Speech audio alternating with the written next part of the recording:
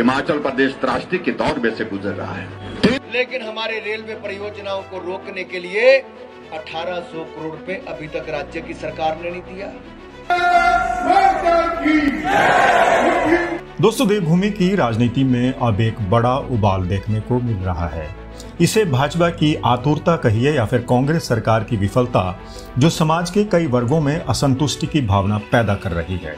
2027 के विधानसभा चुनाव 2 साल दूर हैं, लेकिन कांग्रेस अपने 3 साल के कार्यकाल पर जश्न मनाने की तैयारी कर रही है।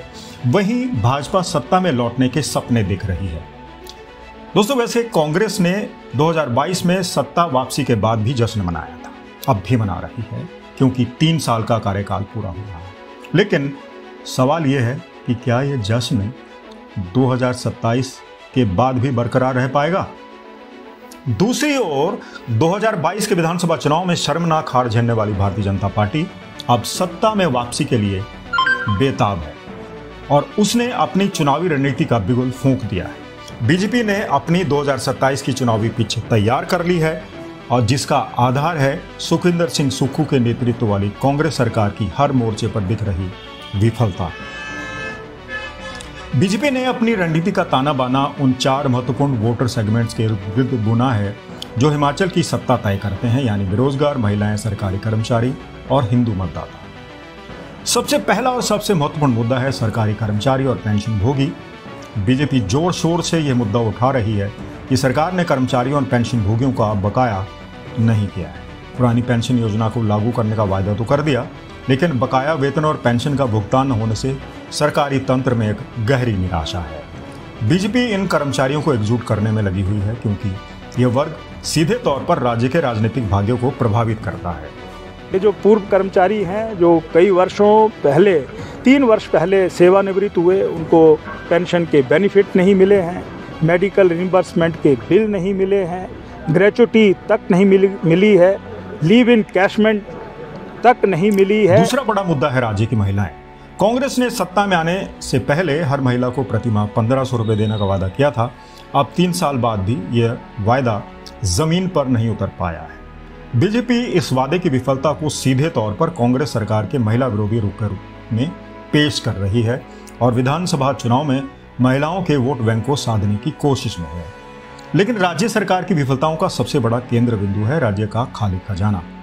पिछले 3 वर्षों में राज्य की वित्तीय स्थिति इतनी बदहाल हो चुकी है कि इसका सीधा असर आम जनता और विकास कार्यों पर पड़ रहा है।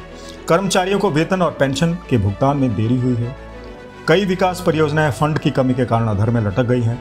इसका सबसे ज्वलंत उदाहरण है महत्वाकांक्षी बिलासपुर भानुपल्ली रेल लाइन का काम, जो इस वक्त निलंबित पड़ा है। राज्य सरकार इस परियोजना के लिए 1000 करोड़ रुपए का हिस्सा देने में विफल रही है, जिसके कारण राष्ट्रीय स्तर की यह परियोजना ठप हो गई है।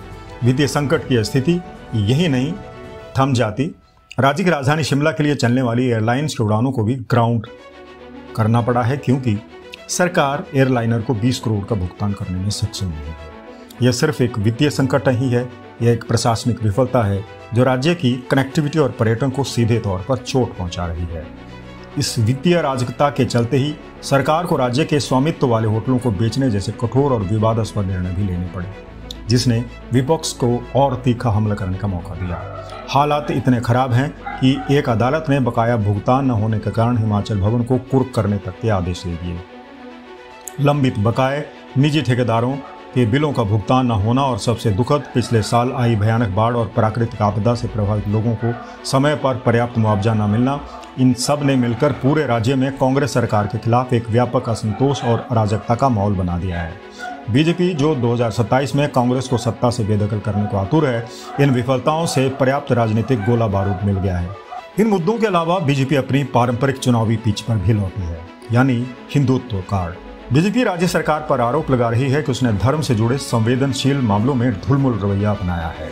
शिमला में अवैध मस्जिद के निर्माण पर कोई कार्रवाई न होना और पांवटा साहिब जैसे इलाकों में आए लव जिहाद के मामले पर सरकार की निष्क्रियता, इन सब को बीजेपी को एक बड़ी बहस का विषय बनाने का मौका दे रही है। बीजेपी का प्रयास है कि वह राज्य के सांस्कृतिक और धार्मिक ताने बाने की रक्षा के नाम पर रूढ़िवादी मतदाताओं को एकजुट कर सके।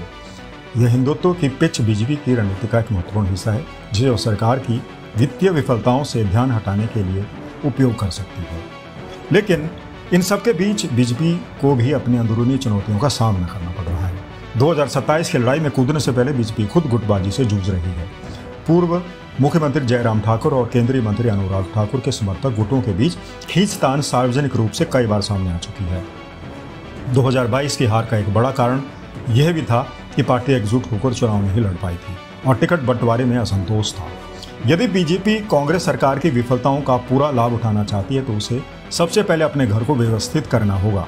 गुटबाजी की यह दरारें कांग्रेस को बचाव का मौका दे सकती हैं और बीजेपी के सत्ता में लौटने के प्रयासों को पटरी से उतार सकती है। संक्षेप में, जैसे जैसे हिमाचल में चुनाव तापमान बढ़ेगा, बीजेपी का मुख्य चुनावी मुद्दा यही रहेगा कि कांग्रेस सरकार ने प्रदेश के खजाने को खाली कर दिया है, विकास कार्यों को निलंबित कर दिया है, कर्जा उठा लिया है और आम जनता, कर्मचारी और महिलाएं सभी को सिर्फ झूठे वायदों के सिवा कुछ नहीं मिला। सुक्खू सरकार की प्रशासनिक और वित्तीय विफलताएं बीजेपी के लिए एक खुली हुई पिच तैयार कर रही हैं, लेकिन इस पिच पर बड़ा स्कोर करने के लिए बीजेपी को अपनी आंतरिक कलह को खत्म करना होगा।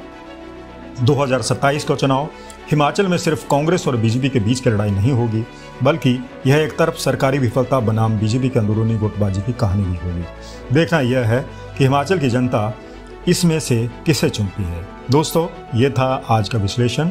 उम्मीद है आपको विश्लेषण पसंद आया होगा। पसंद आए तो इसे शेयर करना मत भूलिएगा और अगर आपने अभी तक हिमाचल आज को सब्सक्राइब नहीं किया है तो जरूर कर लीजिएगा, ताकि आपको इस तरह की विश्लेषणात्मक खबरें मिलती रहें।